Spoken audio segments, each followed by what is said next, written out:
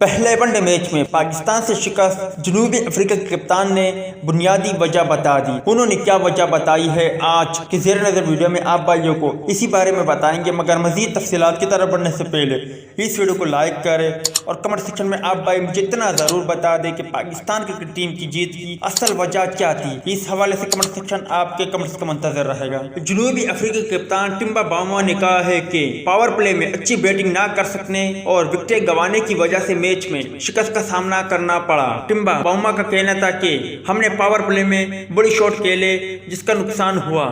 Power play میں زیادہ وکٹیں گنوانے کی وجہ سے میچ میں زیادہ اسکور نہیں کر سکے۔ ہمارے باؤلر نے اچھی بولنگ کی، خصوصی طور پر نوکیا نے شاندار بولنگ کا مظاہرہ کیا۔ بابر اعظم اور امام الحق کی پارٹنرشپ کی وجہ سے ہم فتح سے دور ہوئے۔